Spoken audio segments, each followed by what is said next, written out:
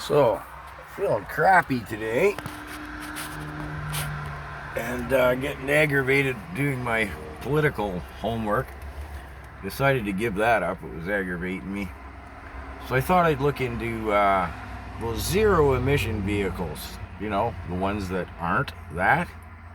EVs.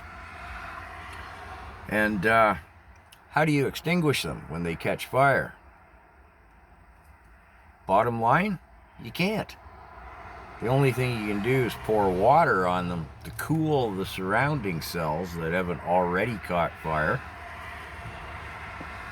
so that they don't catch fire. One stat, it said it took over 20 tons of water to extinguish like a car size EV fire, passenger car, whereas about 3 tons of water to extinguish a normal conventional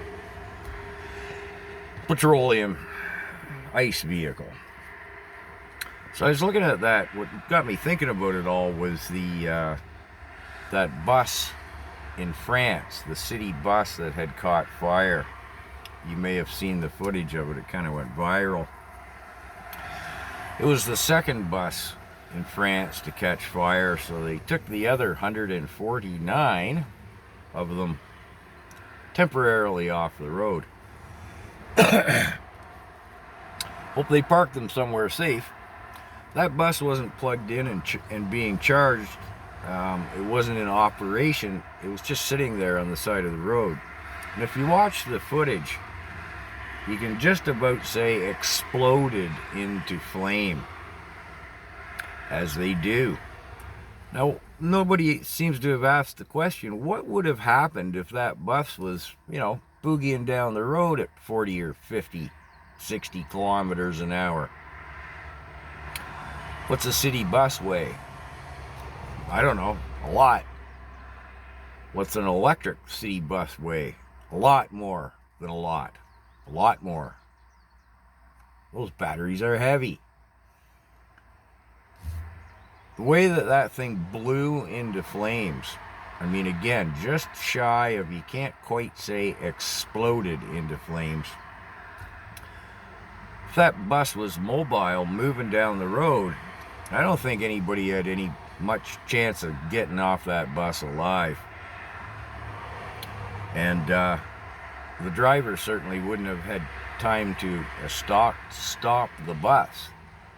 So what is that massive mass careening down the road at, let's say, 60K?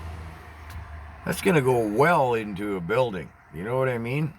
The curb and the mailbox and maybe the parking meter out in front of the building aren't going to slow that behemoth down. It's going to go right into that building. And at that point, there's going to be no way to extinguish it.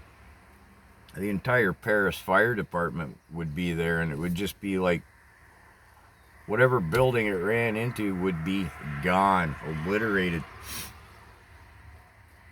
Now, if you have the brains more than a turnip, you know our grid can't support EVs anyways, but let's say that you live somewhere where it might be feasible that you could use one for your short little daily commute.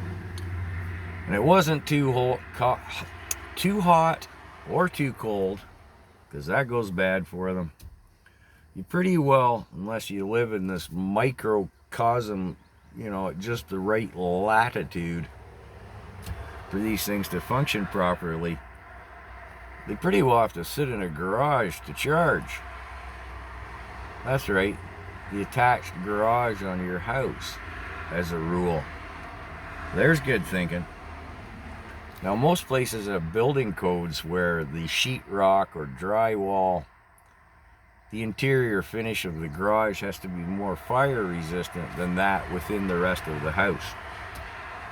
But it's not up for one of those things. It's not up for an EV fire.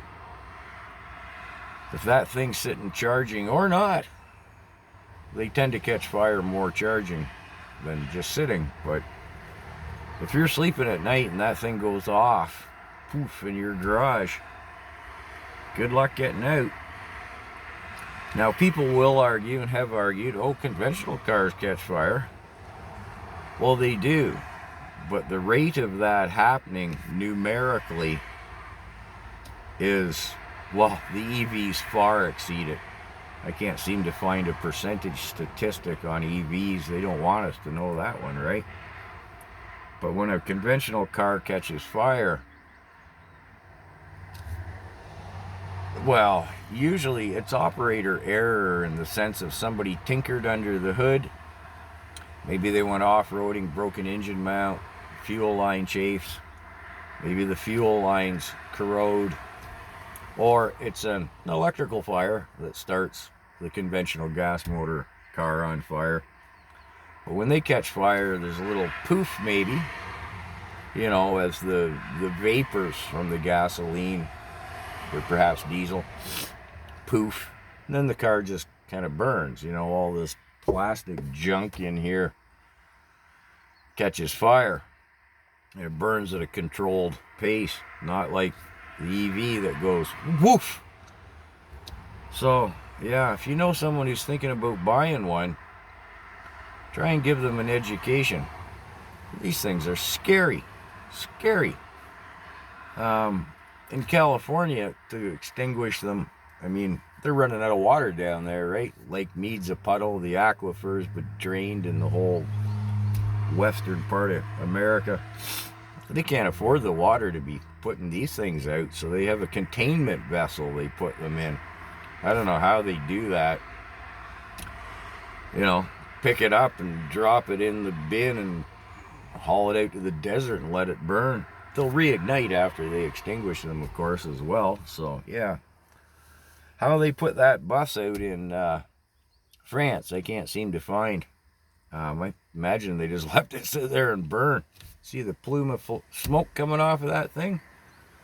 Boy, they could have ran a lot of diesel buses around the city for what they put into the atmosphere with just that one bus burning. Yeah, and they want us to own nothing but EVs. Whoa.